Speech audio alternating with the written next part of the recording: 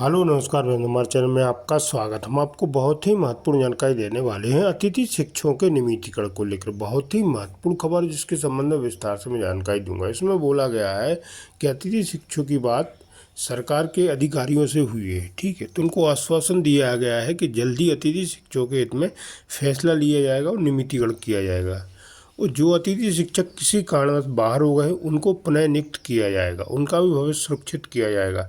सरकार के नुमाइंदों से बात हुई है, केसी पवार जी की ने स्पष्ट किया है कि सरकार की तरफ से हरी झंडी दिखाई गई है और अच्छे संकेत मिल रहे हैं ताकि मध्य प्रदेश के अतिथि शिक्षक जल्दी नियमित हो सकेंगे। तो इसके संबंध में पूरी विस्तार से मैं जानकारी दूंगा और एक लाइव वार्ता भी दिखाने वाला हूं जो नेशनल मीडिया पे वार्ता हुई है केसी पवार जी की और सिंगर साहब की। कब तक अतिथि शिक्षक नियमित होंगे इसके संबंध में पूरी विस्तार से जानकारी दी गई। वीडियो बने रहे, वीडियो पूरा देखें। वीडियो अच्छा लगे तो लाइक और चैनल को सब्सक्राइब जरूर कर लें। हमने अतिथि शिक्षकों का मुद्दा उठाया था।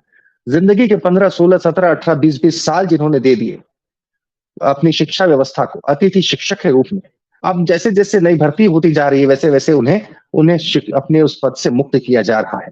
इतने साल देने के बाद क्या बच्चा कुचा करियर उनका उसी डिपार्टमेंट में संभव नहीं था? ये एक बहुत बड़ा विषय है। इसे हमने याद हो जब उठाया होगा। बहुत दिनों से हमने देखा, जरूरी नहीं कि हर वर्ग हो, हर तबका हो, वो भोपाल में जाए, वहां पर चक्का जाम करे, आंदोलन करे अपनी बात मनवाने के लिए। क्योंकि कई बार किसी शायर ने कहा है कि जहनों में जंग जारी है जिसका कोई ऐलान नहीं। तो आज हम फिर से मुखातिब हैं अतिथि शिक्षक संघ के उन तमाम लोगों के साथ में। पूरे मध्य प्रदेश के कोने कोने से, अलग अलग हिस्सों से वो तमाम लोग हमारे साथ में जुड़े हैं जिन्होंने अपनी जिंदगी का एक बहुत बड़ा हिस्सा मध्य प्रदेश की शिक्षा व्यवस्था को संबल देने में निकाल दिया। अब उनसे ऐसे नाता तोड़ा जा रहा है जैसे कोई मतलब ही ना हो। तो इसी बात को हम कोशिश करने के लिए दिल अपिटा प्लेटफॉर्म है कि अभी तक नहीं जुड़े हैं तो जुड़ जाइए। दिल अपिटा को सब्सक्राइब जरूर करें, क्योंकि कुछ भी हो जाए हम भूलते नहीं। कुछ भी हो जाए हमारी कोशिश ये होती है कि जो बात है वो कम से कम सरकार तक पहुंचे जरूर। सरकार को याद आए कि अतिथि शिक्षक जो इतनी बड़ी तादाद में लगभग 2 लाख के आसपास अतिथि शिक्षकों के साथ जो सरकार का सलूक है वो कैसा है, उनके मन में आज भी भावना क्या है और उनकी आज भी तकलीफ क्या है, ये तकलीफ बयान होनी चाहिए। सबसे पहले मैं रुख करूंगा केसी पवार साहब का। पवार साहब अध्यक्ष रहे इस पूरे आंदोलन की, उन्होंने नुमाइंदगी की है। पवार साहब नमस्कार, काफी दिनों बाद आपसे बात हो रही है। जी, आप वो माइक को अनम्यूट कर दिए, MIC जो लिखा है माइक उसको एक बार टच कर दीजिए तो आपकी आवाज मुझ तक पहुंचेगी।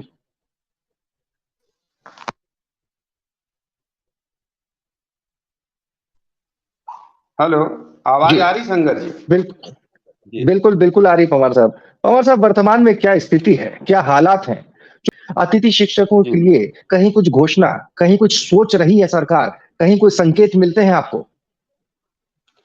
अभी तो सेंगर जी ऐसा कुछ नहीं है, परंतु जैसे चुनाव तो सरगर्मियां बढ़ रही हैं। हमारे बारे में सरकार के द्वारा नरम रूप अपनाया जा रहा है। पहले जो बयानबाजी हमें लेकर होती थी कि ये अतिथि है, इनका कुछ नहीं हो सकता है, ये वैकल्पिक व्यवस्था है, वैसे हमारे तरफ रुख नरम हो रहा है। सरकार के नुमाइंदे, सरकार के मुखिया आदरणीय हैं कि हम नीति बनाकर आप सोच रहे हैं आपके बारे में और शीघ्र ही जैसे अन्य विभागों के कर्मचारियों की। अच्छा, तो सरकार की तरफ से इस तरह का रुख है कि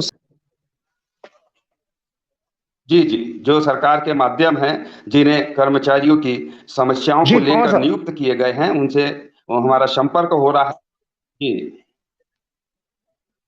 और उनके द्वारा आपको ऐसे संकेत भोपाल से मिले हैं किस तरह? जी जी, भोपाल से मिले हैं। और सरकार ने जिन्हें नियुक्त किए गए हैं कर्मचारी और सरकार की भी सामंजस्य स्थापित करने के लिए उनके माध्यम से मिले हैं। अभी हम 2 दिन भोपाल रहकर पूरी आजाद टीम लौटी है और सारी हमारी चर्चाएं हुई है।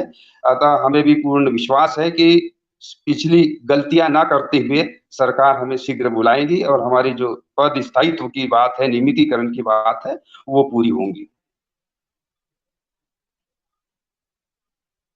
तो बहुत अच्छे संकेत है अगर सरकार से सुने, क्योंकि हमारी भी कोशिश यही है कि कम से कम सरकार सुने, क्योंकि वरना ये इस साल में अगर अनसुनी हो गई तो फिर मुझे नहीं लगता कि कभी सुनवाई होगी इसकी। दर्शकों को हम हमेशा बताते आए हैं क्या आखिर बर्तों को एक बार फिर याद दिला दे, वो आप ही का मसला था, अतिथि शिक्षकों का ही मसला था, जिसके ऊपर ज्योतिरादित्य सिंधिया ने कह दिया था कि सड़कों पर उतरना होगा।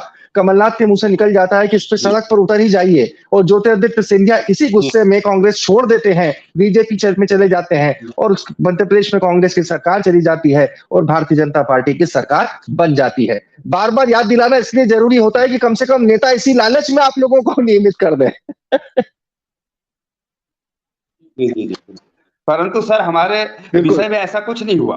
आदरणीय सिंधिया जी ने हमारी बात उठाई और माननीय मुख्यमंत्री वर्तमान के जो कमलनाथ जी से उनकी तनातनी हुई और उन्होंने कहा कि भाई रोड पे उतरना है तो उतर जाए। परंतु सिंधिया जी रोड पे उतरने की बजाय मंत्री बन गए और हम अतिथि शिक्षक आज भी रोड पर ही है। तो ये बातें माननीय बीजेपी के लोगों को सोचना चाहिए कि जिन व्यक्तियों के मुद्दे पर हमने पुनः सरकार बनाई है उनका पूरा ख्याल रखना चाहिए और हमें 12 माह का सेवा काल और 62 वर्ष की उम्र तक का स्थायित्व प्रदान करना चाहिए। बिल्कुल, सेवा काल और स्थायित्व प्रदान करना चाहिए। पवार साहब तमाम जगहों से, अलग अलग जिलों से हमारे साथ आप ही के साथ भी जुड़े हैं। सादिक खान जी हरदा जिले से हमारे साथ में जुड़े हैं। खान साहब, वहां क्या स्थिति, क्या हालात है? आपने कितने साल वहां पे अपनी सेवाएं दी हैं इस डिपार्टमेंट को, और वर्तमान क्या स्थिति, क्या नए पुराने जो है उनको हटाया जा रहा है अतिथि शिक्षकों को, क्या हालात है? सादिक खान साहब, आपसे जानना चाहूंगा।